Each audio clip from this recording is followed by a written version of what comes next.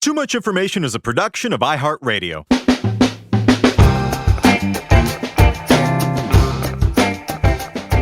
Hello, everyone, and welcome to Too Much Information, the show that brings you the secret history and little-known facts behind your favorite music, movies, TV shows, and more. We're two guys with too much free time on our hands. My name's Jordan Runtagh. And I'm Alex Heigl. And today we're taking a look at what's got to be my favorite song about a piece of architecture, Stairway to Heaven. Stairway turned 50 years old not too long ago in November 2021, and this song is maybe one of the most divisive topics we're going to tackle on the show, because there are some who say that it's, one of the greatest classic rock tracks of all time, and then there are others who say that it's an overplayed and overblown mess, which is emblematic of the worst of the excesses of the early 70s record industry. I'd argue, can it be both? It absolutely can. I mean, there's that Chuck Klosterman bit about every man at some point, or most men anyway, become a Zeppelin guy. And I was for sure a Zeppelin guy. There are certain things that reliably still give me chills. One of them is the dun dun in a Whole Lot of Love, after they come out of the spacey section. And the other one is the Stairway to Heaven guitar solo. I mean, it's perfect. They knocked it out of the park. It is overplayed, but But it's also perfect. Yeah.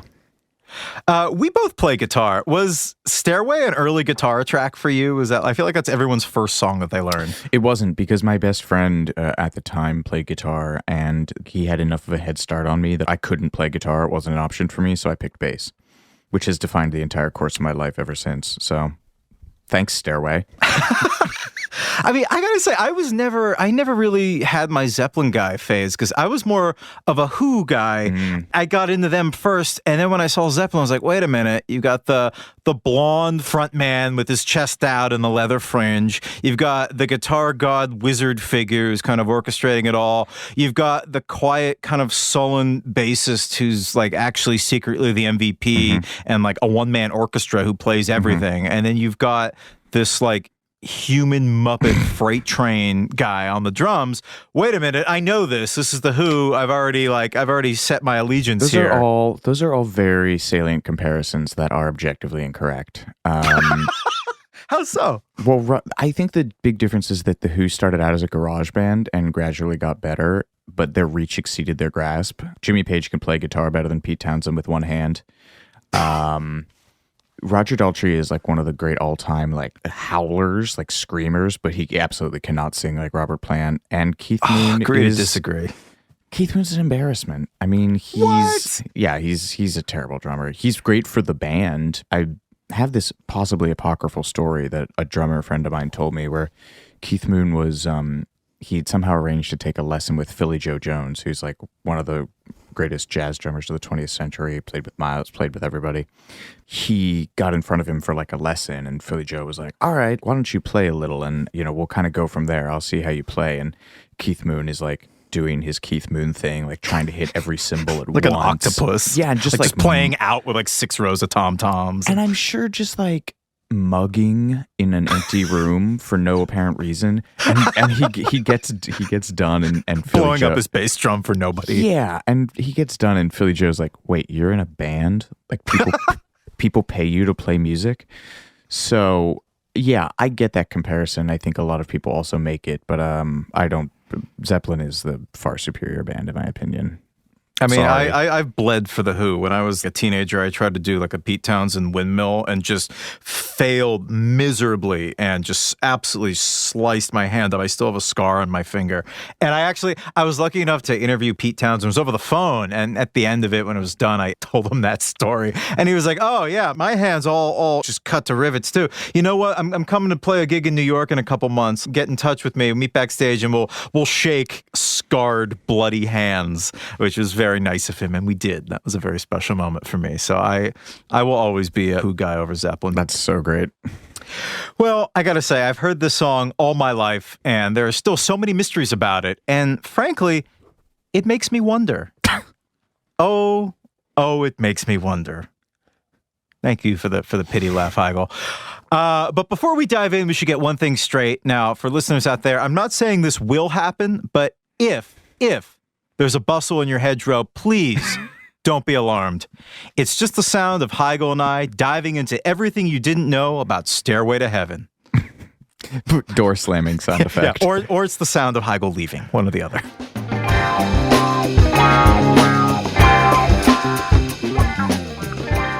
As we frequently start these sections with, I'm going to drag out one of my most hated cliches. By 1970, Led Zeppelin were at a crossroads. They were, but the crossroads was like, a touring-induced malaise. So by 1970, they've released their first 3 records, which are all self-titled, which is lazy. The first one is mostly reworked, read stolen blues tunes, and that was recorded in September and October of 1968, which is a staggering 2 months after the band rehearsed for the first time, which I love that. That's insane. Yeah. That's released in January 69. And then Led Zeppelin 2, they start working on that immediately in January 69, and that's worked on up until August of that year. But during that same time, they pick up 4 European and 3 American tours. So they're touring and getting the material in shape. And then Led Zeppelin 2 is released in October 69. It takes them a year to do Led Zeppelin 3. They recorded it from November 69 to August 70. And so by the time they get around to making 4 in December of 1970, they're like, we're not doing this record and live thing again. They canceled all their tours to work on the record. We should also talk about the title of this record. It's referred to as Led Zeppelin 4, but it's also known as Runes. Do you know who designed the runes? Well, I think they each individually, every bandmate brought their own. The only thing that I do know about the designs of those runes was John Bonham's, which was apparently modeled after the logo of his favorite American beer, Ballantine. Yeah. Okay, so here we go. Page designed his own, and because he's Page, has never told anyone about it. Jones was chosen from a book by a German typeface professor called The Book of Signs, which is perfect for John Paul Jones. Actually, Bonham picked the symbol from the same book, but he did pick it because it reminded him of Ballantine. And Plant designed his own. So, all right, Robert Plant, the secret graphic designer of Led Zeppelin. Anyway, moving on. The story of Led Zeppelin 4 and Stairway to Heaven is impossible without mentioning Headley Grange. Yes, like so many stories involving Led Zeppelin, there is a haunted house involved. And Headley Grange is most certainly haunted, right?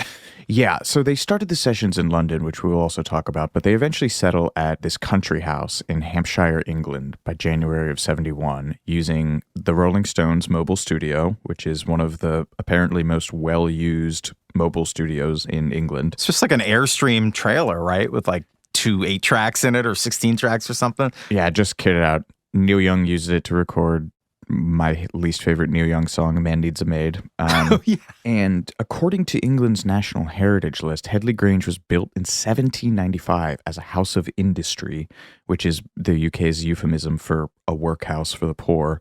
And according to a historian named John Owen Smith, the property was ransacked in a riot by local laborers over taxes and low wages. So it's definitely haunted. It's haunted by surly, poor, working class, rural British people. And then somehow, and I've not been able to figure this out exactly how this happened, it just became a rehearsal space for the landed gentry of British rock. Aside from Zeppelin, Fleetwood Mac, Bad Company, and Genesis all rehearsed there or worked on recordings there. According to the house's official site. But despite this sterling pedigree, they never fixed the heat. And tour manager Richard Cole, who is such a fascinating figure in Zeppelin lore, he's either like a pathological liar or has exposed 90% of this band's secrets. He claims that they were burning the house's banisters for firewood by the end of their stay there. The whole Headley Grange myth is so wonderful. I love this quote from Jimmy Page about why they chose it. He said, "We needed the sort of facilities where we could have a cup of tea and wander around the garden and then go in and do what we had to do," which might be the most early 70s British rock star phrase I've ever heard. I mean, it's just truly the pinnacle of the whole getting it together in the country cliche. It's so British. Like the band and Bob Dylan retreated to like a tiny little house in Woodstock, and Zeppelin retired to a haunted mansion. Come on. So we mentioned earlier that Zeppelin started these sessions in London, and the plan was to record at Mick Jagger's place, which is called Stargroves. What a name. Yeah. Mick Jagger. But Jimmy Page's nickname, by the way, is Lead Wallet, and he deemed it too expensive. And I have this wonderful image of Jimmy Page like strung out on heroin with like a pair of little reading glasses and the green plastic accountant's visor hunched over like an old-timey adding machine in his dragon jumpsuit, muttering, "Oh, we've got to get that day rate down." Sing, ding. Bonzo, you've gone through 10 grand worth of beer this week. I mean, little known fact, Jimmy Page actually invented Groupon to try to get rock groups better rates at Mick Jagger's house. Another fun fact about Stargroves is they went back to Stargroves, actually. So in 72, they record stuff for Houses of the Holy, Physical Graffiti, and then also Coda there. So they must have liked it enough to come back to it. Maybe they bargained Jagger down on the day rate. A lot of bands, I think The Who did some of Who's Next there, or at least like early sessions for it. The Who, Deep Purple, Bob Marley, I guess because of the Island Records connection, Iron Maiden, which is amazing. So the last thing about Stargroves that's interesting is that the house's exterior and its grounds were used to film Doctor Who specials in the 70s. I could see Mick just being tickled by that. I can imagine him being a huge Doctor Who fan. So the other big figure in the Zeppelin 4 recording is Andy Johns, who is the brother of Glyn Johns, who is a personal favorite of yours. What a guy. Yeah, and Andy Johns, who had just done Sticky Fingers, engineered for, along with Ian Stewart, who is another like peripheral Stones figure. Why don't you walk us through a brief Reader's Digest version of Ian Stewart's life? Oh, yeah. Ian Stewart was one of the founding members of the Rolling Stones in 63, 64. And there were 6 Rolling Stones. And it's really crazy when you look at pictures of them back then, because it's like, it looks like this guy was photoshopped in, because he was quite a bit older than the other members of the Stones, and he just looks different. Like he's kind of like bigger, like burlier, got this big square jaw. He looks kind of like a dock worker or a factory worker. And then you've got these slight rock and roll pixie guys like Mick Jagger and Keith Richards, the elves and their orc protector. And so when the Stones hired their first manager, Andrew Loog Oldham, to kind of help them break on through and reach Beatle level, because Andrew had worked with Beatles manager Brian Epstein, he basically said, you know what, 6 members of a band is kind of pushing it. Like, you know, the Beatles are 4, Kinks are 4, the Who are 4, Dave Clark 5, kind of pushing it. 5 will let slide, but 6 is way too many. And Ian Stewart, who was the pianist, it's just one of these things doesn't look like the other. So it's sort of sad. They sidelined this guy who was kind of the heart and soul of the group in the early days and made him kind of their minder, right? Like he was the driver and kind of move stuff. He was a big guy, so I think he was good at like moving the big heavy bass amps and stuff. And he still played piano sometimes in the studio and on stage too, but he famously refused to play minor chords. I love it. What dedication to his craft. He just would lift his hands off the keys whenever they try to get him to play, yeah. But he's like a peripheral Zeppelin figure as well, because he sticks around. I didn't realize that. Yeah, and when they're recording Physical Graffiti, there's this tune called Boogie with Stu, which was basically he just like showed up and started banging on the piano, and they all just improvised a song around it. So Ian Stewart is also there at Headley Grange. And anyway, getting back to Andy Johns, who's given this great interview to a British journalist named Michael Odell. And he says Mick Jagger had offered us his baronial mansion, Stargroves, for £1,000 a week, and Jimmy wouldn't pay it. But you get what you pay for because, you know, as you mentioned, Headley Grange was kind of shoddy. I mean, John Paul Jones absolutely loathed the place. He later said in pretty blunt terms, I hated Headley Grange. The huge main room sounded great, but the place itself was awful, cold and damp. The fact I couldn't wait to get out of there probably had something to do with the speed with which the album was made. And Andy Johns kind of confirmed this. He said that the place was, quote, somewhat seedy, with stuffing coming out of the couch and springs coming out of the bed. But Andy apparently didn't mind it because he was having an affair with the cook at the time. That came out of his day rate. In a haunted house. Yeah. So they arrive at Headley Grange, and as JPJ mentioned, the sessions there went pretty quickly because they arrived with a lot of songs in progress all ready to go. And Page arrived with sort of the separate chunks of what would become Stairway to Heaven. And he later said that he wrote this song, or started writing the song, with the intention of replacing Dazed and Confused as Led Zeppelin's like kind of lengthy epic show closer song.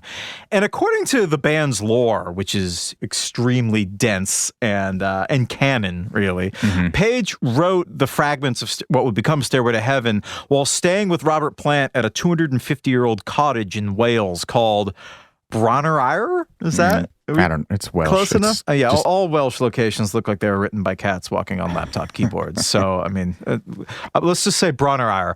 And it's this cottage in the Welsh countryside, just like, it looks like something out of Tolkien, like mist coming up off the heathers, no running water or heat, just a big stone building.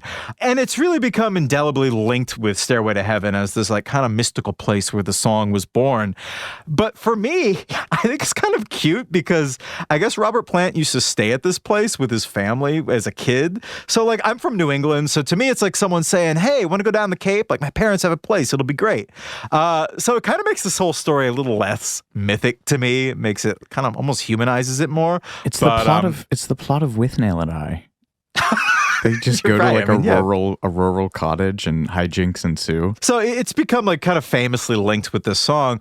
But weirdly, during the copyright infringement case for Stairway, which we'll talk a lot about shortly, Page said on the stand that he had written it at Headley Grange, which for a lot of people destroyed a big part of the song's myth. It's like, Paul McCartney, after all these years of saying that he dreamed yesterday, ended up just saying, oh yeah, no, it was written It's become such a huge part of the song's story to hear that it wasn't written at this cottage was kind of heartbreaking to some fans. It's weird. I don't know why in the midst of a plagiarism case where you wrote the song would really matter or be relevant. But yeah. But anyway, of course, while we're on the subject of the plagiarism case, we should just dive in there.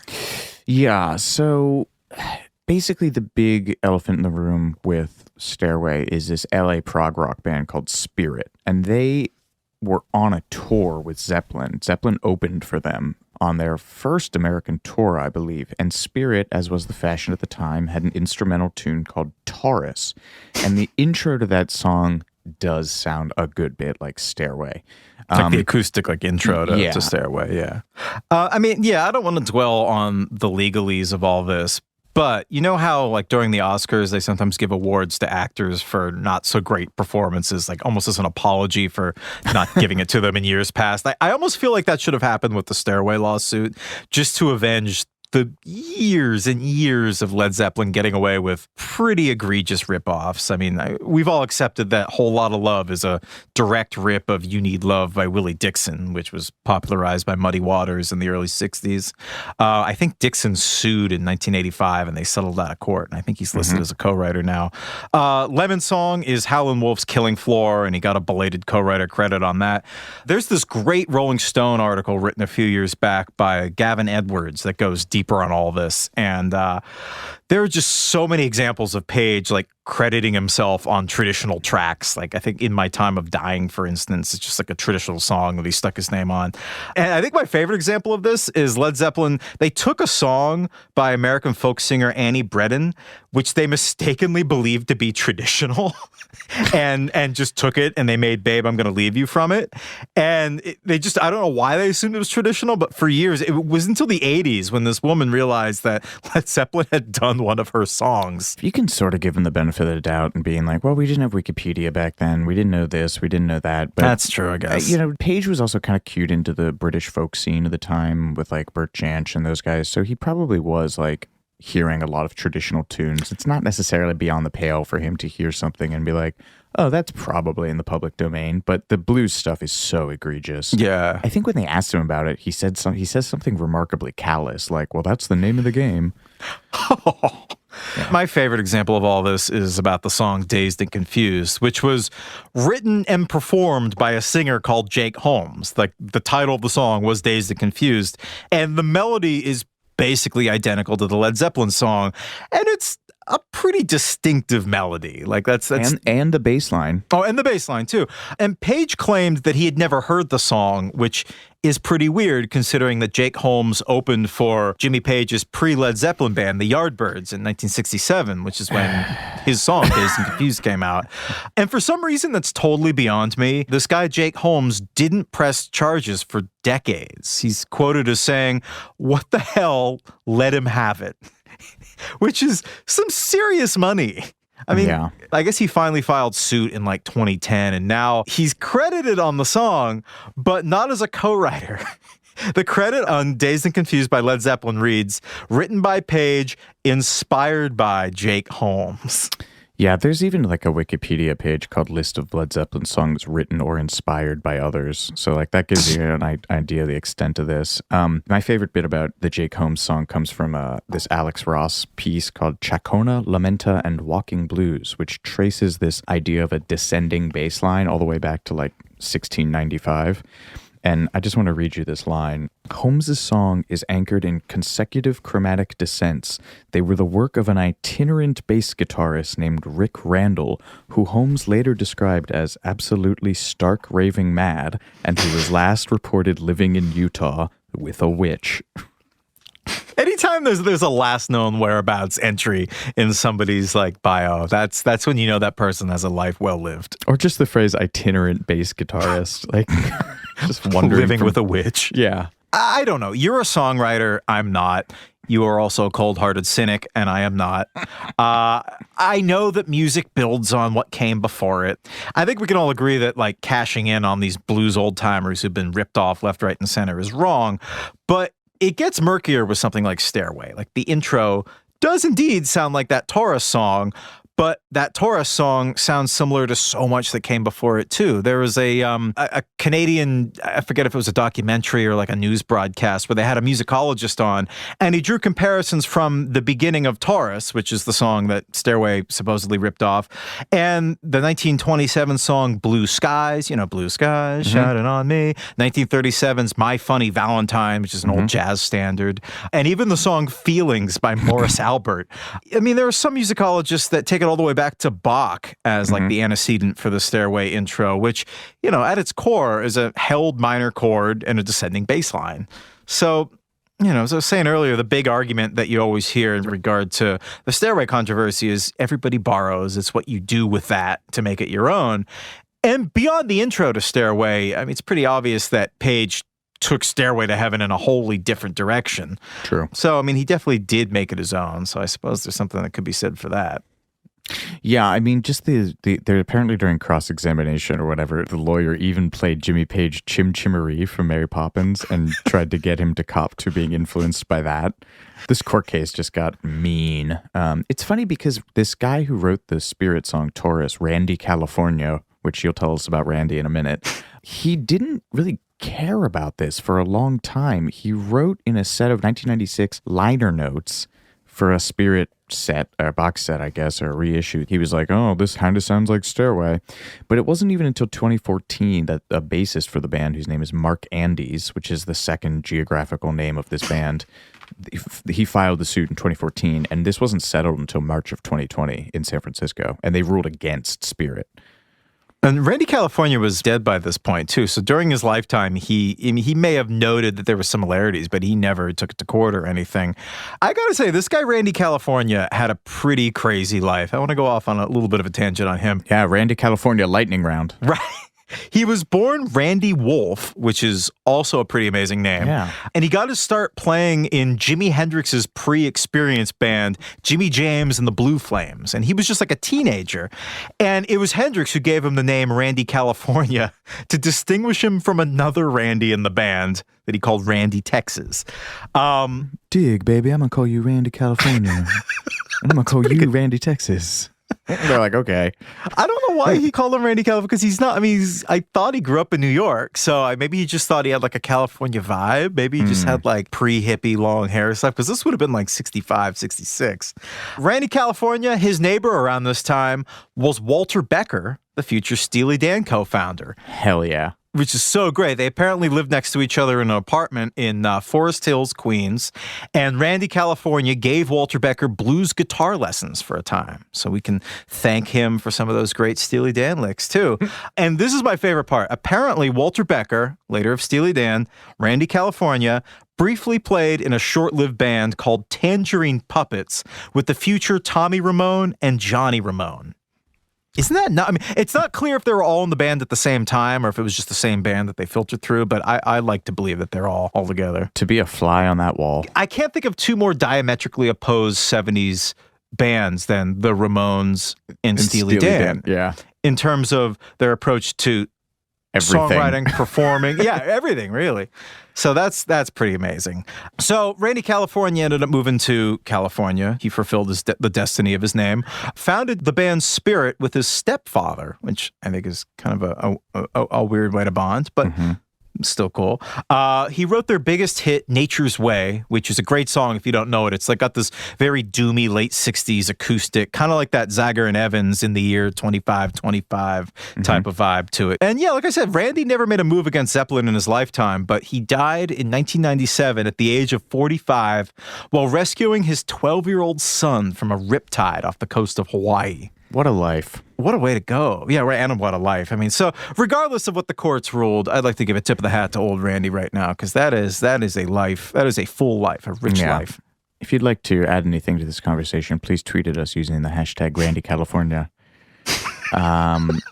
It's also impossible to talk about Led Zeppelin and specifically Stairway without getting into Plant's lyrics, which he has claimed that he wrote most of for Stairway in a single sitting at Grange, listening to the fragments of the song. And he said it was like automatic writing, like he was channeling these lines. Yeah, or maybe that's his way of just denying responsibility for the lyrics that he would later come to hate. I mean, we'll get more into Robert Plant's fierce burning hatred of this song later, but he later would come to find them naive and embarrassing. But it's definitely worth noting that the band printed the lyrics to Stairway, and only Stairway, on the gatefold sleeve of Led Zeppelin 4, which was, I think, the first time they'd ever printed their lyrics on an album cover.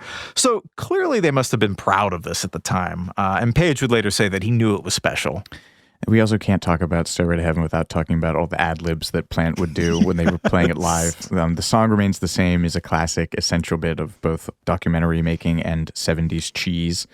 And he has some of his favorite ad-libs, like, does anyone remember Laughter? After The Hills with Echo with Laughter. And the producer of that film, Kevin Shirley, told Mick Wall in a book called When Giants Walk the Earth that Plant asked him to remove that when they reissued it, because I guess he was embarrassed. And they said no, it stays in the film. And Good for them. He's talked a lot about the song. We'll get more into that later, as you said, but he called it a nice, pleasant, well-meaning, naive little song, very English, to Rolling Stone in 1998. All of which is very true. It's very true. And in The Hammer of the Gods, it's mentioned that he'd been reading this occult book called The Magic Arts in Celtic Britain by a Scottish folklorist named Lewis Spence before he wrote the lyrics. So there's a good bit of that in there. Oh, Hammer of the Gods, by the way, is like the text for Led Zeppelin. Like, so many myths can be traced to that book. I don't actually know how truthful it is. Yeah, it's widely contested book. And yeah, he's also such an avowed Tolkien fan. There's like Gollum is in Ramble On. They have a song called The Battle of Evermore. Another one of his onstage ad-libs is just yelling out Strider, which is the name of his dog. And the part famously played by Viggo Mortensen in the films. Yeah, you can hear him on stage just going, Strider! I mean, is he calling out to the character or to his dog? Or up for debate? His dog. Oh. It's definitely the dog. I mean, trying to get into Robert Plant's head is kind of a fool's errand, and nowhere is this more apparent than trying to determine what he means in the lyrics to Stairway to Heaven. I mean, I don't think even he knows. I think there's a quote that he said in recent years where he said that the power of the song lies in its abstraction. And he would go on to say, depending on what time of day it is, I still interpret the song in a different way. And I wrote the lyrics. What do you think it's about, Heigl? I think it's about them being really, really high. I mean, you have to take all of these guys, everything they say with a grain of salt, because Page is his own greatest hagiographer. I mean, he will only talk to you on his terms about what he wants to talk about. So like everything these guys have said is practically, you have to think about it in terms of their own ego and the fact that they were like drunk and high for a very long time. Very true. But they could still get the job done no matter what substances were coursing through their veins. Mm-hmm. It took Robert Plant just 2 takes to nail his vocal take. I think there was like a punch in there where they fixed a line or two, but he got it really quickly. There's also, I didn't realize this, a long-lost guitar outro to Stairway to Heaven. Jimmy Page had originally written a guitar part for the very end, but he ultimately decided to leave it with Robert Plant's voice a cappella. But somewhere even just in the recesses of Pagey's almost certainly terrifying subconscious, there is a missing guitar part to Stairway to Heaven. I'd like to hear that. Knowing Jimmy Page, it's going to be remastered and released on a new reissue of this song, like as we speak. But let's move to a different member of Led Zeppelin, my favorite member of Led Zeppelin, the band's MVP, John Paul Jones. Going back into the genesis of this song, early as April 70, Page told NME that he had an idea for a really long track on the next album, something new with the organ and acoustic guitar building to the electric thing. And that's where John Paul Jones comes in, because we mentioned Page comes in with a bunch of taped fragments dating back to their first attempt at the song, which happened in Island Studios in December of 1970. So they pick it up again at Grange the following month, and John Paul Jones is there. And, he plays a ton of stuff. He plays mandolin, he plays keyboards, he's one of the best bass players, and he also wrote a bunch of songs. So he's there with Page, and he's helping him arrange the song. He's working on the piano and the bass guitar and the bass recorder, which is presumably just a longer and deeper version of the same shitty plastic recorder we all got in elementary school. Picturing like a big didgeridoo or something. Oh, that was my first instrument, my first ever musical performance. I played a French folk song called Clair de la Lune at a school assembly in 3rd grade. So I loved it. Did you play the recorder? Briefly. I dabbled. Well, John Paul Jones more than dabbles. Apparently he played not only the bass recorder, but a soprano and a tenor recorder. There are 3 different recorders on this track. I imagine him like John Popper, like he has like the bandolier with different recorders like strapped to it, and he's just pulling them out at different times. We're going to take a quick break, but we'll be right back with more Too Much Information in just a moment.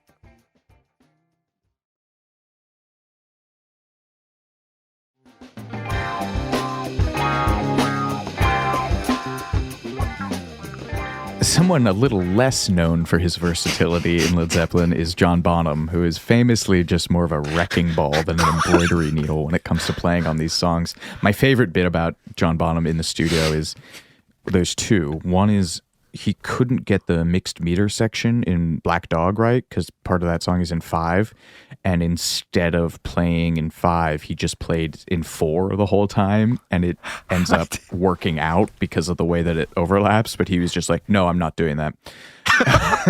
And then the other one is the song 4 Sticks, where it's called that because he was so frustrated with trying to get that song that he basically literally grabbed 2 drumsticks in each hand and just started bashing away at it.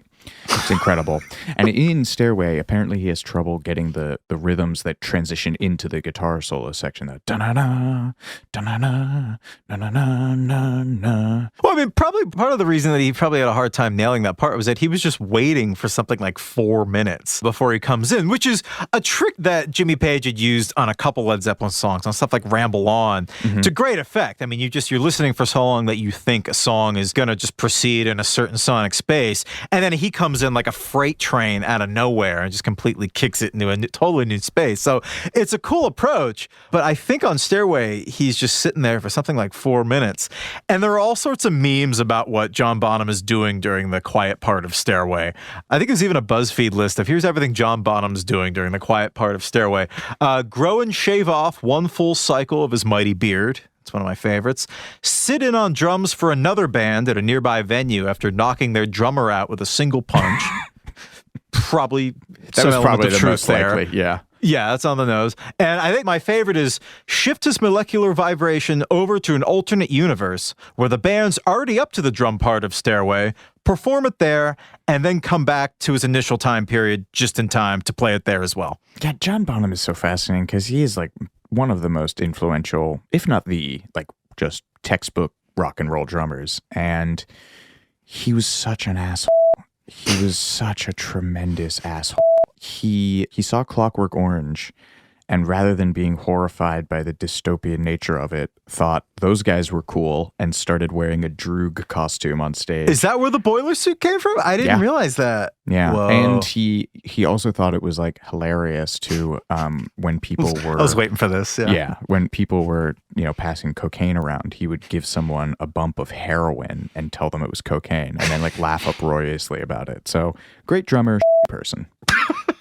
I can't believe you're not as into Keith Moon, though. I mean, his pranks were...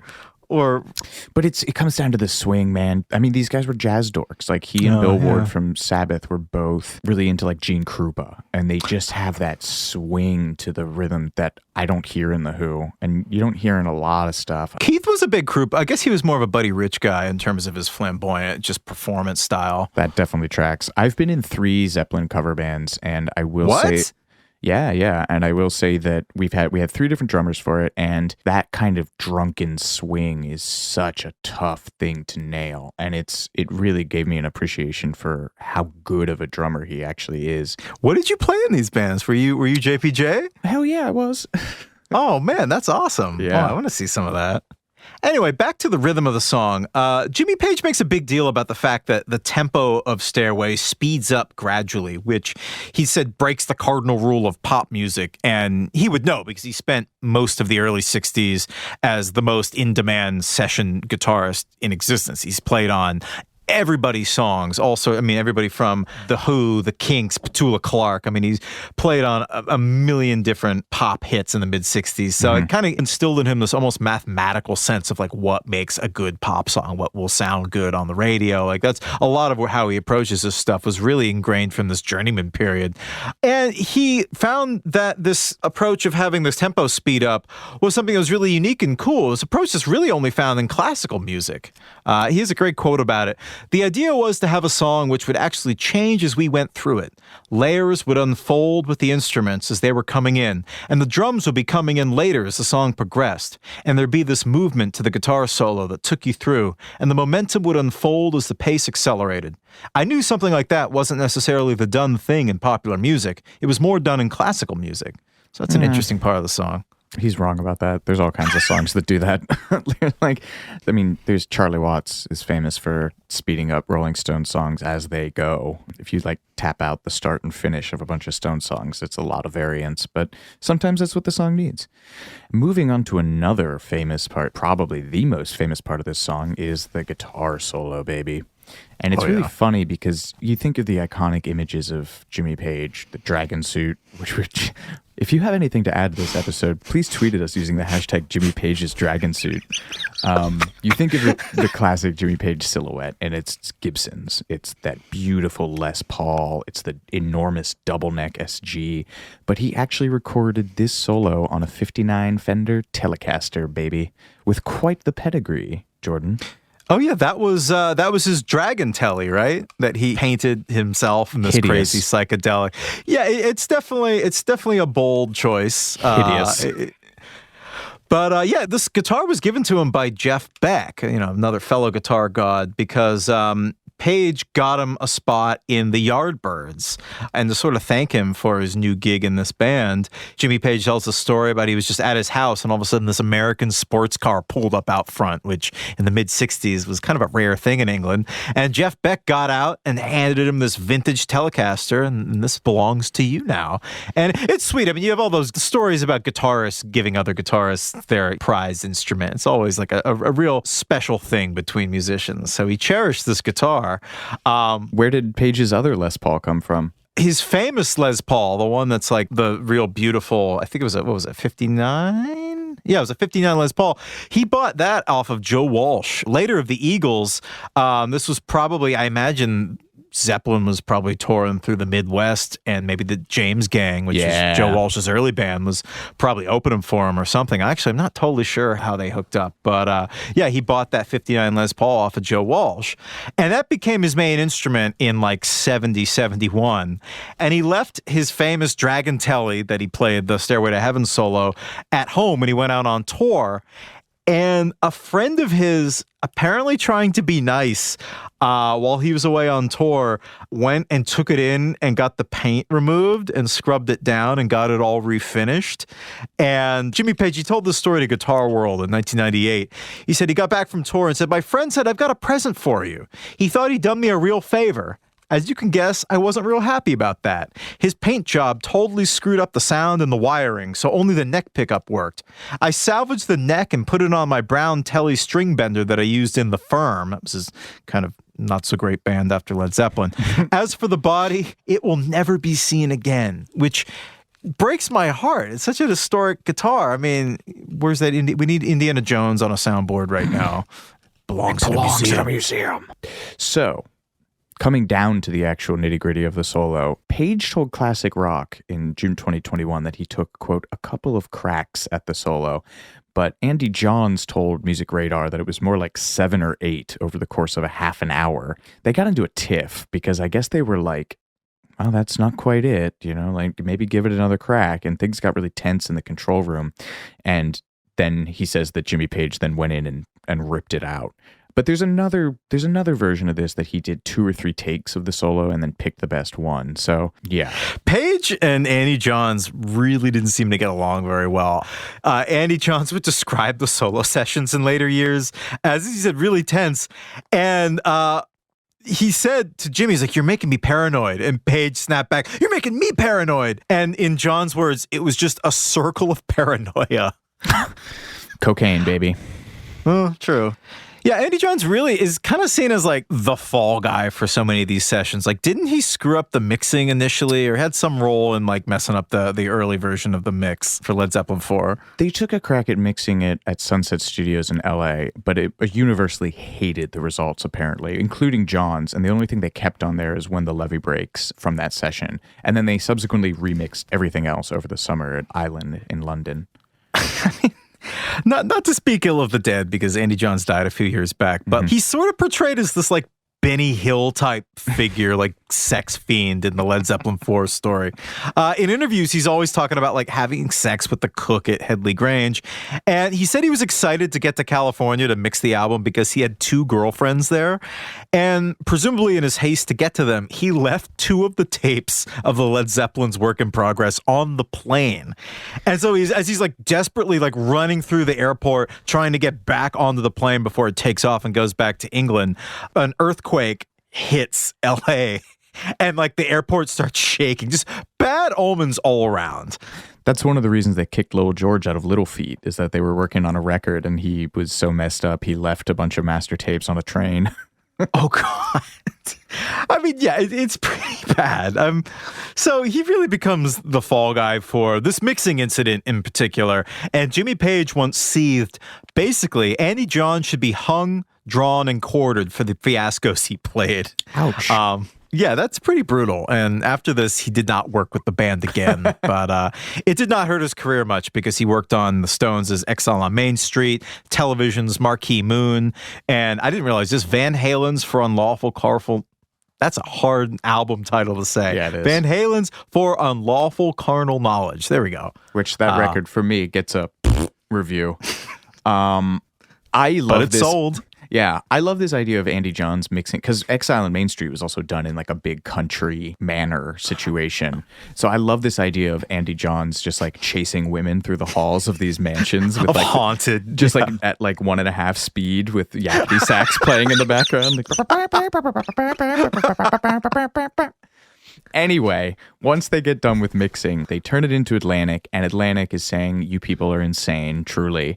Cut this song down," which is, I guess they would have had a precedence for this because Dazed and Confused is 10 minutes long. But I guess at this point, the band is more of a known quantity. And so the record label has more of a vested interest in dealing with the singles. And they say, "You want to cut it down."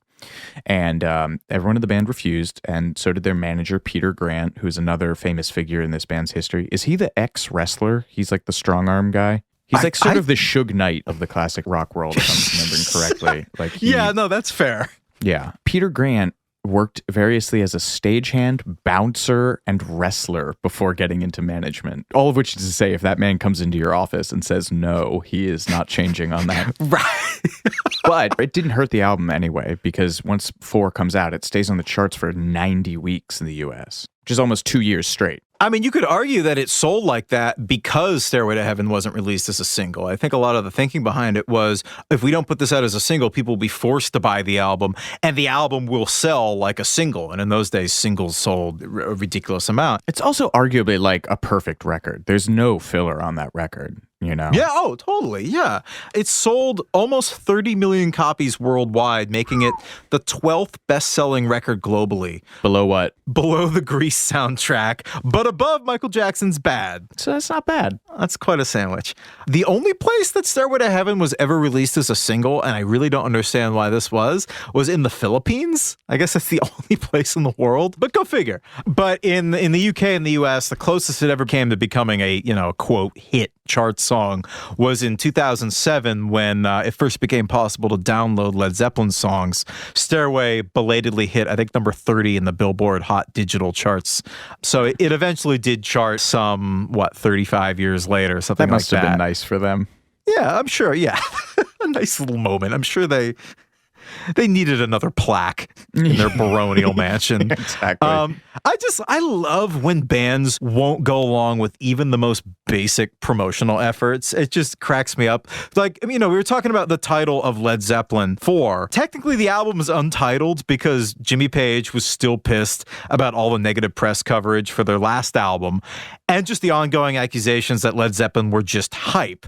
So he told Atlantic that there would be no title for the album, no band name would be printed on the album, and no band photo would be on the cover. And this was so outrageous that Atlantic Records first thought that this was a practical joke.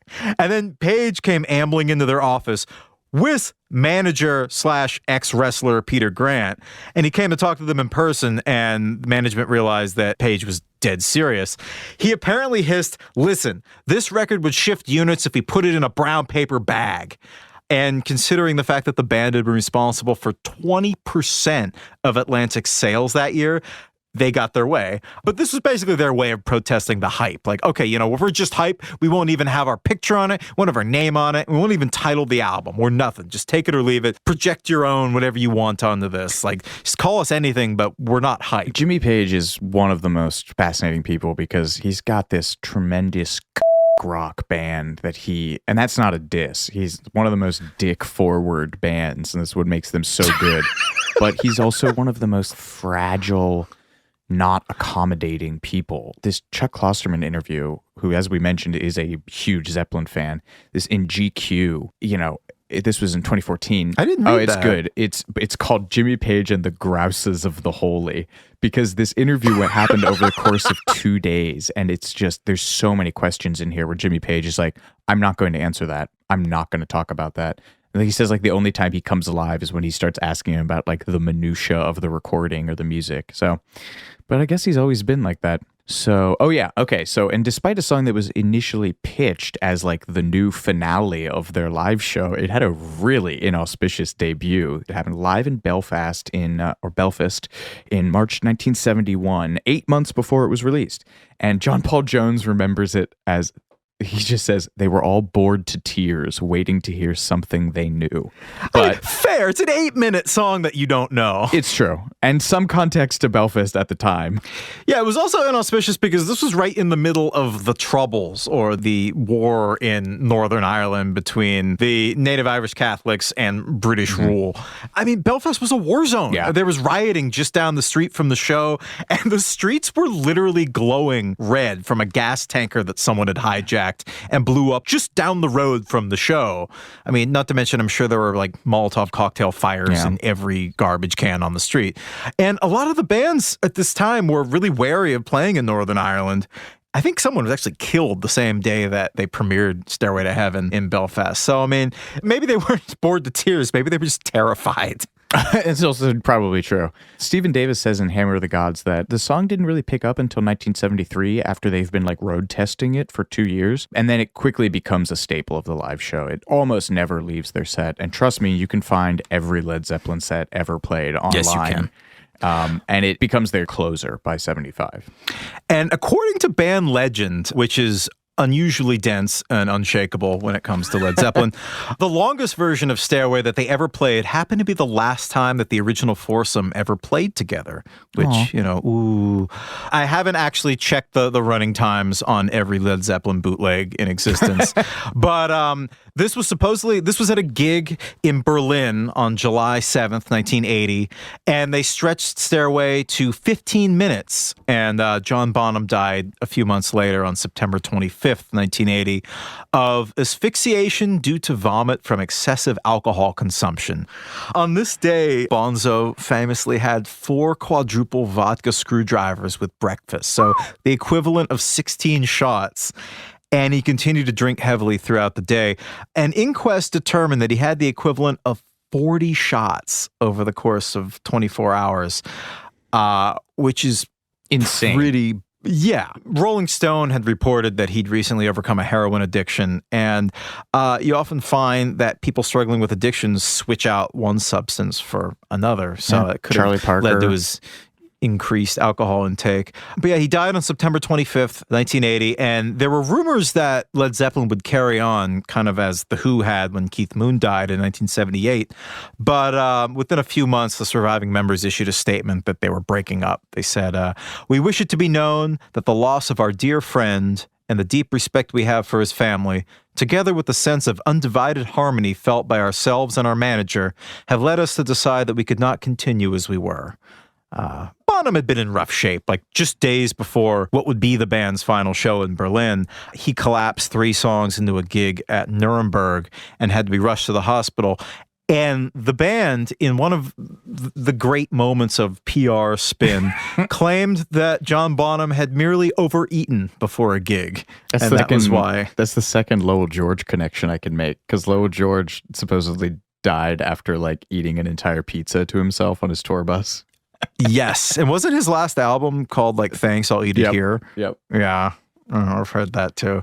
Actually, you know what's really funny? I'm just thinking this now, but Led Zeppelin loved Little Feat. There's there's an interview with Robert Plant where he's slagging off American bands. He's like, I don't think very, very many American bands are doing things that are interesting except for, and he calls them, I think, the Little Feat. But yeah, and I think Jimmy Page has also talked about loving Lowell George's slide playing. That scans. I can see that. Mm-hmm. But getting into happier topics, there's a Zeppelin biographer named Charles R. Cross who posits that the success of Stairway has to do with its runtime. There's obviously no way to quantify this unless you talk to hundreds of DJs from the 70s, but Cross claims that hundreds of DJs accidentally made Stairway a hit because its runtime happens to be the perfect amount of time to smoke a cigarette. And he says, if it had been a minute shorter, you couldn't have smoked a full cigarette. If it had been a minute longer, it would have been too long. But as a former smoker, I'm not sure if I buy that, because there's cigarettes that last differently, like Pall Malls and American Spirits are really long-lasting cigarettes. So maybe that's when you do the live version. I thought it was just bathroom breaks too. That and Hey Jude, just program those two. And then Bohemian Rhapsody and hit the John. So DJs were a big fan of Stairway to Heaven. You know what else who was a big fan? Who else? First son, or first kid, Steve Ford, Gerald Ford's son. Gerald Ford took over the presidency in the summer of 74 after Nixon resigned. And 18-year-old Steve Ford, Gerald's son, took advantage of the family's new digs by going up to the roof of the White House with a friend, lugged his stereo up there. I really hope it was an 8-track. It must have been 8-track. And just blasted music, including Stairway to Heaven, so loud that it could be heard across the street. It's just, imagine your dad's just become president. What do? You lug your 8-track player, maybe a reel-to-reel tape machine. That's kind of even funnier. Up to the roof of the White House and just blast Led Zeppelin 4. I like that. Yeah, it's kind of a famous moment. It was referenced in House of Cards. Post 9/11, that whole roof area, I think, was turned into a sniper's nest for security purposes. So you can't go up there now and play, LMFAO or whatever it is that the kids are listening to these days. That reference is woefully out of date. You can't get up there and blast Gautier or Fun. Keep going. Your pop music references are 7 years out of date. What else? Who else do you? Who else? Oh, okay. Sorry, I never know. I really the high water moment for American democracy. It's all been downhill since then. Yeah, Steve Ford later said, I feel sorry for Obama and the Bush girls. They never got a chance to drag their stereos up to the roof. To play the Rapture. Right. Or Block Party. How many other, like, aughts era blog rock bands can we cram into this? Animal Collective. Yeah, exactly. As you meditate on that, we'll be right back with more Too Much Information after these messages.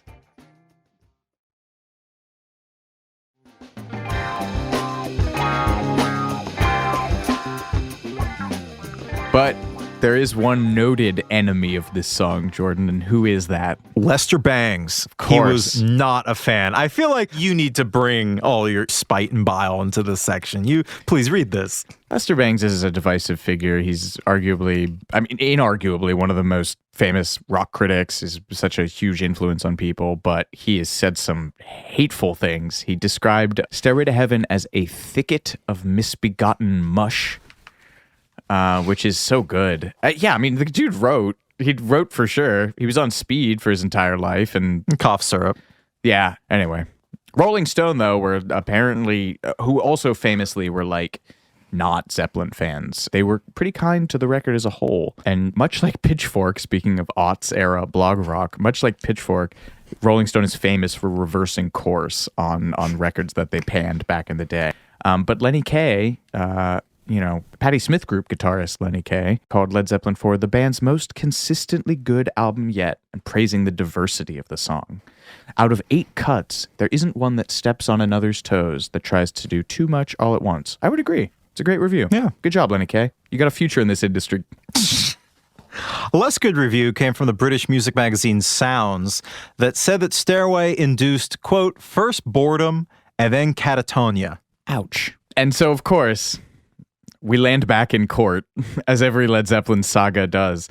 Stairway is famous for being one of the most examples of the backmasking controversy of the 1980s, in which various Christian talking heads posited that bands had hidden satanic messaging in their records that would reveal themselves when the songs were played backwards. And this is its own thorny thing, but the Reader's Digest version is that a Michigan minister named Mike Mills, say that 5 times fast, was the first to pin the tag on Zeppelin on his radio show in 1981. But the movement really picks up steam in January 1982 on television when a televangelist named Paul Crouch claims on his show on the Trinity Broadcasting Network that playing the Bustle in Your Hedgerow portion of Stairway backwards reveals the hidden message, wait for it, here's to my sweet Satan, the one whose little path would make me sad, whose power is Satan. He will give those with him 666. There was a little tool shed where he made us suffer, sad Satan. Which, sure. I mean, go on. Here's to my sweet Satan aside. None of that makes any sense. No, makes no goddamn sense. Here's to my sweet Satan is kind of a cool record name, though. The whole thing gained steam to the point where later that year, lawmakers were actually introducing legislation to combat this trend. There's legislation against backmasking? There was, in California. Wow. I didn't know that. Or they attempted. I don't think it was actually passed, but it made it to the floor. And this is mostly based on the strength of one dude who is a self-proclaimed neuroscientist who, as far as I can tell, is not an actual scientist. You can't proclaim yourself a neuroscientist. Well, he was an army medic, and he was intensely religious. And I think he participated in some scientific work while he was at university, but he does not have a doctorate. His name is William H. Yarrell II. Or the third? Why would you call yourself the second when you could just be junior? No, William H. Yarrell II. God, what a tool. Anyway. If you're quibbling about a numeral, I'm is missing fairly the forest for the minor when you trees proclaim there. yourself a neuroscientist. Yeah. But so in the 33 and a third entry for 4, Eric Davis claims that some of these Christian TV shows actually featured the top-down view of the host turntables so that viewers could actually watch them manipulate the records to spin backwards, which is this like, it's sort of funny because now you think of like during the EDM boom, you'd see all those like top-down shots of like Skrillex or whatever pressing play on his laptop. So fun little analog there. But this is interesting because as we've mentioned obliquely throughout this, Jimmy Page was super into Aleister Crowley. And there's Who's Aleister Crowley for those who might not have read the Anarchist Handbook in high school like us? Aleister Crowley is a famous occultist. He had a bunch of pseudo-mysticism writings. He had a secret society called the Golden Order of the Hermetic Dawn, and Page was super into him. He bought his old house. And like Loch Ness or something? Yeah. Almost certainly haunted as well. But in an early issue of a publication he had called The Equinox, Crowley wrote that a novice musician should train himself to think backwards by external means. And this is hilarious. He pitches the methods, how you can try and do this by learning to walk backwards, which is dumb, speak backwards, which is also dumb, and dun dun dun, listening to records reversed. I love the idea, though, of Jimmy Page in this giant mansion, strung out on heroin, wearing the dragon suit, walking backwards through the hallways because Aleister Crowley told him to. And, Led Zeppelin's record label had the mic drop on this whole issue where they just said, our turntables only play in one direction, forwards. God. Well, speaking of moving forward, after John Bonham died, the now ex-bandmates moved on to other projects, which are pretty much best left unmentioned. You don't have a thing for Coverdale Page, baby? The Honey Drippers, yeah. No, we're the Firm. We're not gonna get into any of that. So they kind of go their separate ways until 1985, when Bob Geldof was putting together Live Aid to raise money to combat the Ethiopian famine, and the surviving members of Led Zeppelin agreed to get together to play 3 songs on the Philadelphia stage at this event. Rock and Roll, Whole Lot of Love, and they're going to close out, of course, with Stairway to Heaven.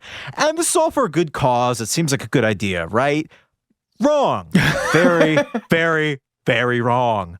To fill John Bonham's woefully unfillable drum saddle, they tapped 2 men because, as we all know, John Bonham had the strength of 2 men.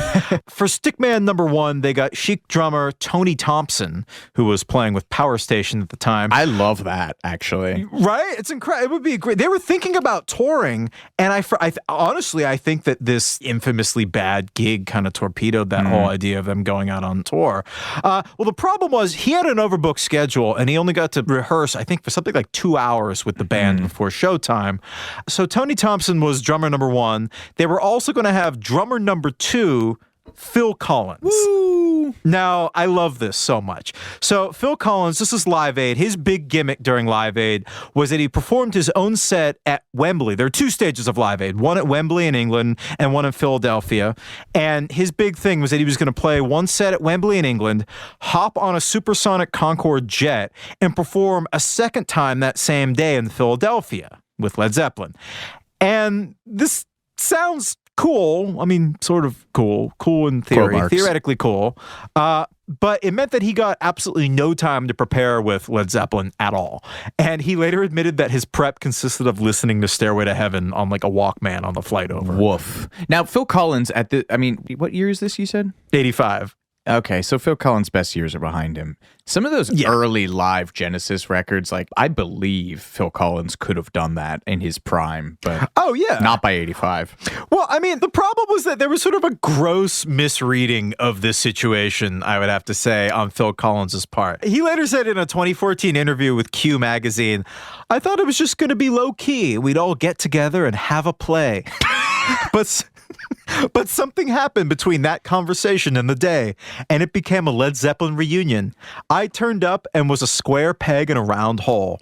Robert Plant was happy to see me, but Jimmy wasn't. I could sense I wasn't welcome. He apparently arrived at the venue in Philadelphia, and he was greeted by Robert Plant, who said, and this is a quote, "Jimmy Page is belligerent." So he's led around to talk with Jimmy, and Jimmy starts quizzing Phil about how Stairway went, and Phil's just kind of air drumming, just like air drumming how it goes, and it's just like, I don't know, maybe he picked up like a pencil or something, and Page is just shaking his head like, no, that's not how it goes, and he's terrible. He's like, we're doomed. This is all so British. Well, I just thought we'd have a play. We'd have a play. And then, well, Jimmy is quite belligerent with you. Come on. I mean, as Jimmy would later say their set was, and these are his words, just appalling. I think Plant would call it an atrocity. They go out on stage and there's 2 minutes of dead air before they start to play because the roadies are running around trying to set up their monitors. And then Phil and Tony Thompson, the other drummer, were playing and they were just hopelessly out of sync with each other. Robert Plant was hoarse from playing a bunch of gigs recently. Jimmy Page's guitar was just going more and more out of tune. By every metric, this reunion was just a massive, I mean, to be polite, a disappointment. To be frank, a disaster. And Page has gone out of his way to blame Phil Collins for this at every occasion over the years. Like as recently as 2021, he did an interview with The Times and he was still slamming Phil. He said, the drummer. He didn't mention his name. I can't tell if that's him trying to be diplomatic or him being even more demeaning. The drummer couldn't get the beginning of rock and roll, so we were in real trouble with that. Classic British understatement. Right. And Phil has pointed the finger at the other drummer, Tony Thompson, saying, Tony was not making life easy, and if I could have walked off, I would have done. Robert was not match fit with his voice, and Jimmy was out of it, dribbling. Ouch.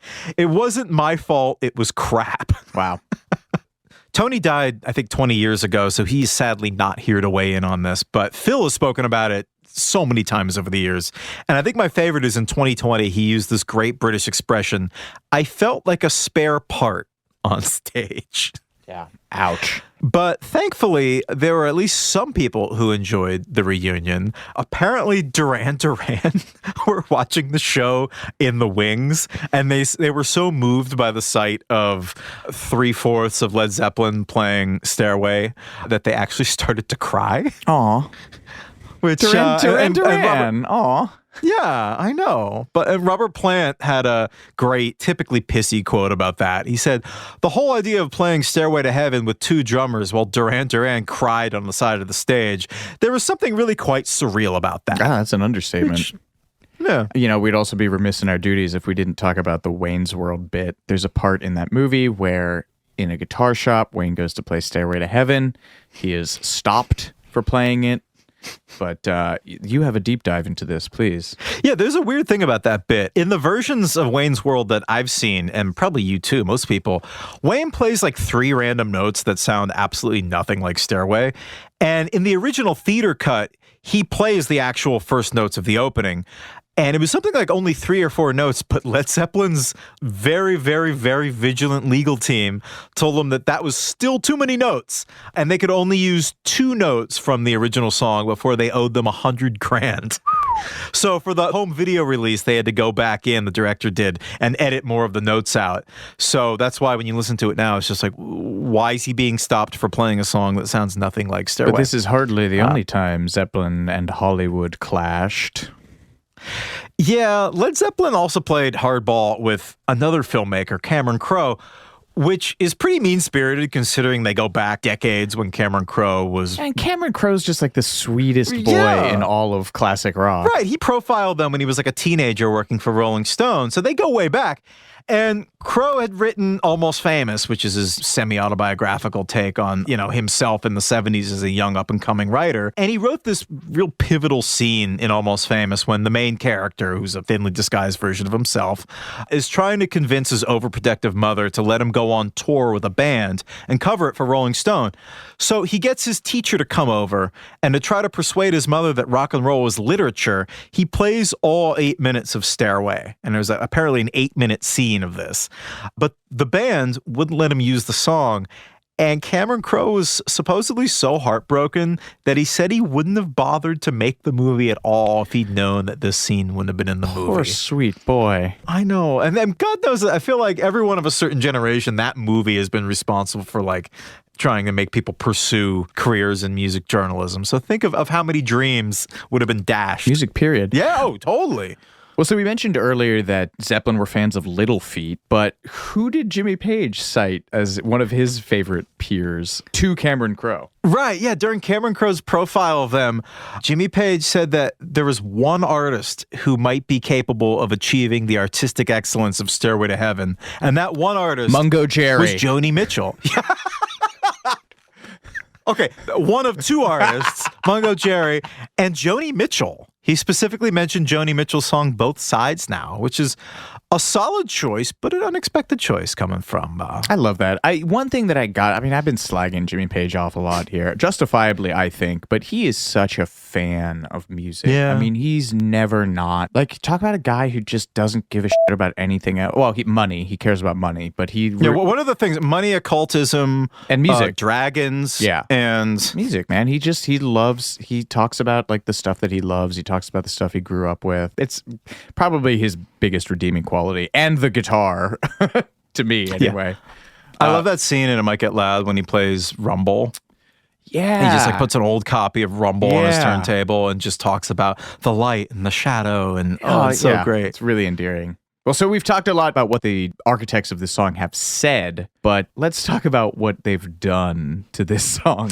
Yes. By the early 90s, Wayne's World really crystallizes this idea that Stairway to Heaven represents the pinnacle of overplayed classic rock. And there was a radio station in Albuquerque, KLSK, that really took this notion that Stairway to Heaven's overplayed to a whole new level.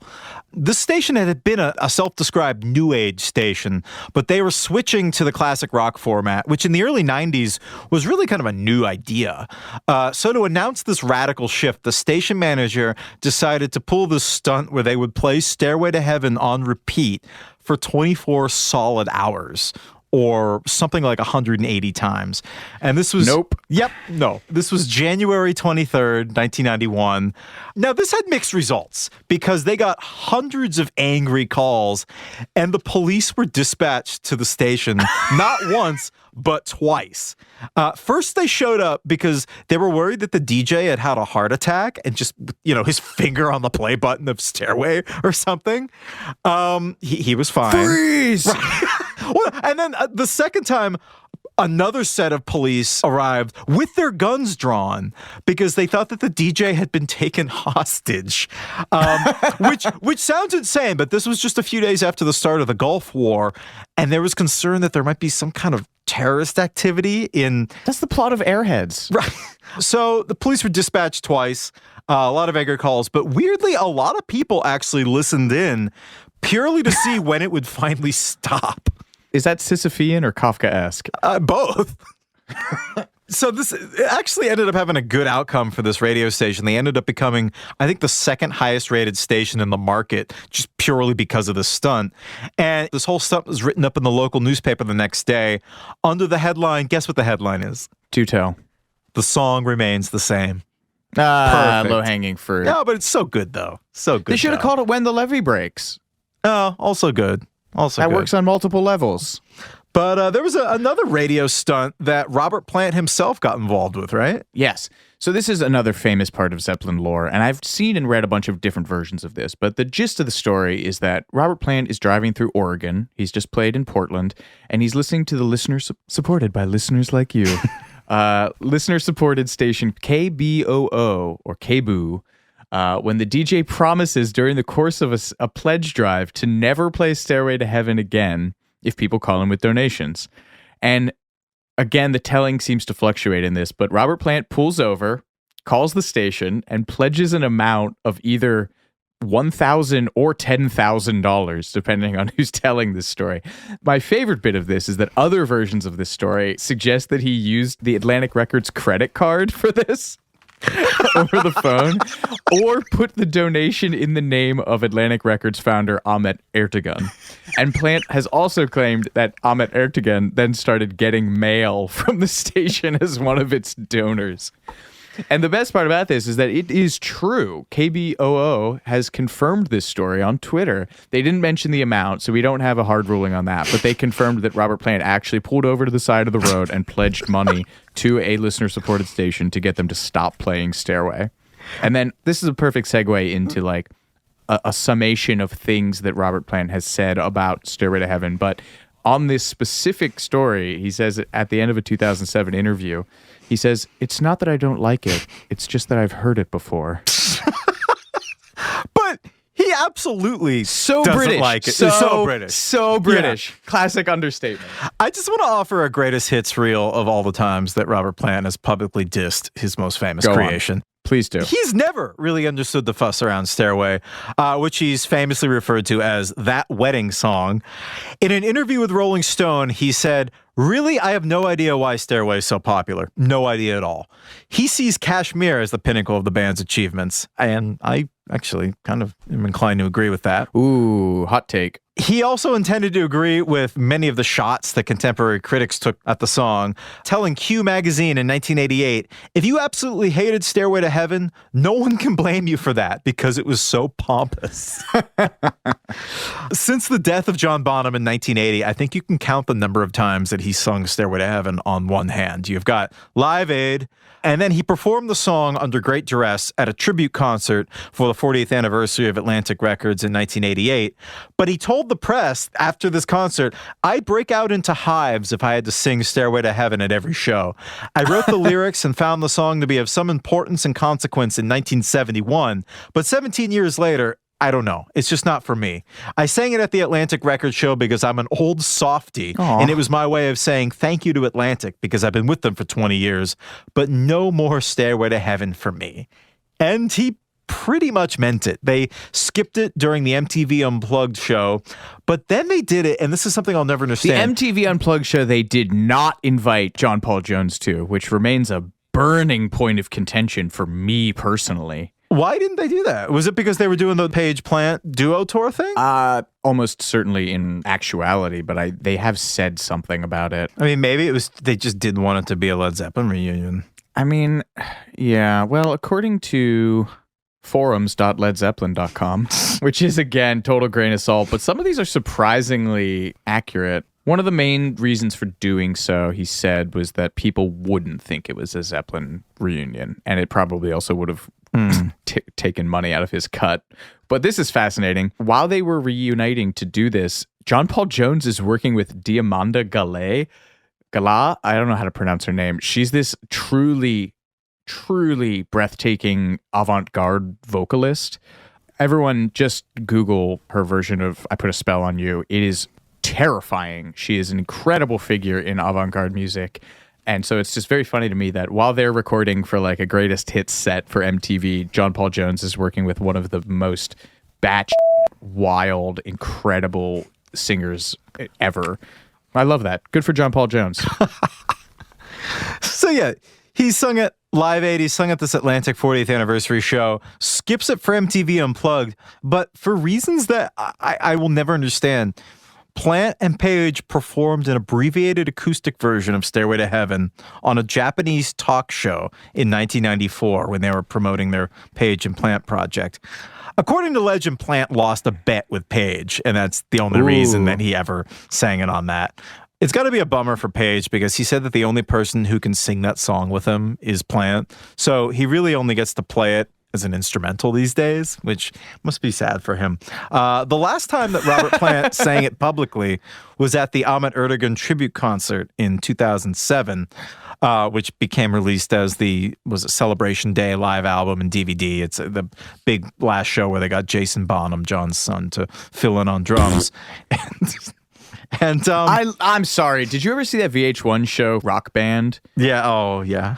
Yes. Where he plays with Evan Seinfeld of Biohazard, Ted Nugent, Scott Ian of Anthrax, and Sebastian Bach of Skid Row. I'm sure Jason Bonham is a very nice British boy, but just him getting grandfathered into Led Zeppelin because of who his dad is baffling to me. Anyway, sorry, Jason. You know who's a killer, like, son of a drummer who's also an amazing drummer? Zach Starkey. Zach Starkey, baby. Yep. Ringo's kid. Plays with The Who. He's played with The Who, longer than Keith. Yeah. A lot longer than Keith. Yeah. It does incredible, I would say better than Keith. A hot take. So that was the last time, 2007, at the Ahmet Ertegun tribute show, that Plant bustled his hedgerows, and probably the last time. I cannot imagine that we will be hearing him sing that anytime soon. But it's okay because there are some truly great other covers of Stairway to Heaven out there. Usually it's left alone by like the standard rock and roll crowd because they're kind of scared to go near such a classic. So there are a lot of covers out there that are pretty different from the original, which is, kind of a sign of a good cover, really. Dolly Parton covered Stairway on her 2002 album Halos and Horns. And Robert Plant said he was actually a big fan of her version, because why wouldn't he be? She's Dolly Parton. Like, you have to be. Amen. Yeah. Yeah. And also, I guess it kind of goes more with this like Alison Krauss vibe these days, too. I can see him being into kind of the more countrified version of it. And then, of course, there's Pat Boone, who famously watered down early rock hits from Fats Domino and Little Richard in the late 50s. He tackled Stairway as the closing track of his 1997 album, In a Metal Mood, No More Mr. Nice Guy. Famous record. He shows up at, was it the Grammys or someone, or American Music Awards, some award show with Alice Cooper, and he like walks on stage in a leather outfit. Alice Cooper introduces him as the future of heavy metal or something. I mean, yeah, this album, In a Metal Mood, he's got covers of AC/DC, Deep Purple, Van Halen, Dio, Metallica.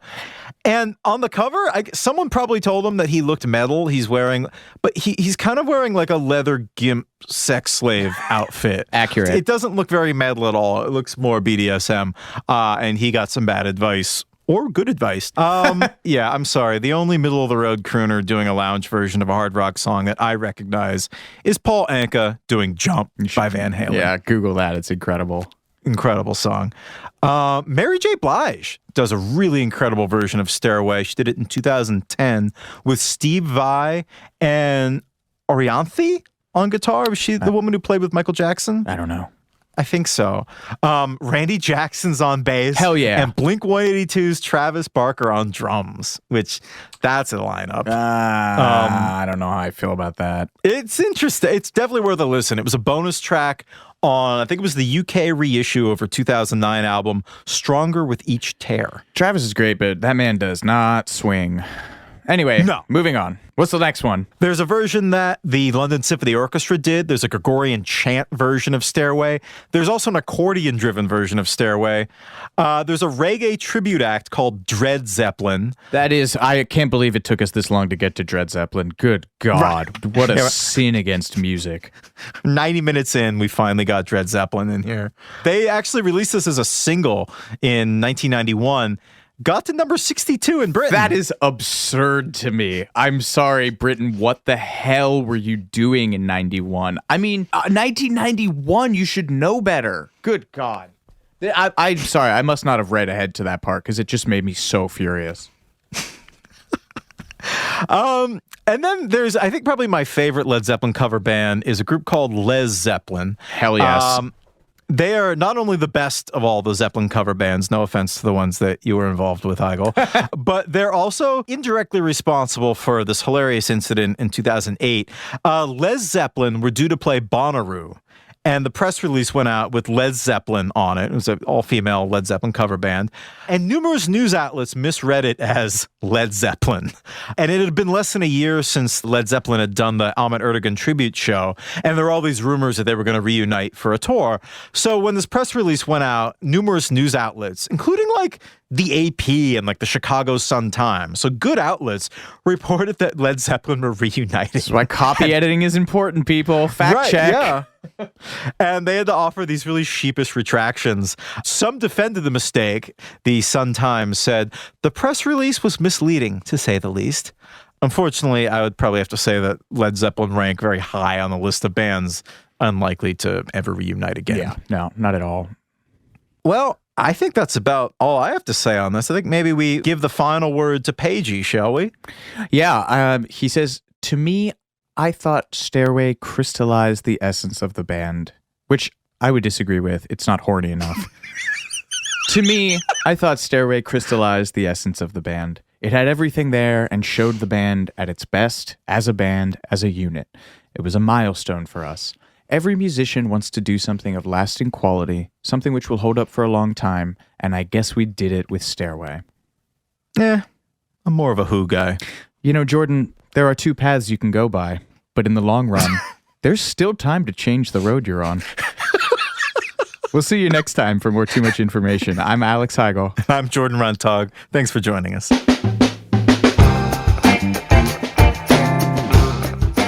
Too Much Information was a production of iHeartRadio. The show's executive producers are Noel Brown and Jordan Runtagh. The supervising producer is Mike Johns. The show was researched, written, and hosted by Jordan Runtagh and Alex Heigl, with original music by Seth Applebaum and the Ghost Funk Orchestra.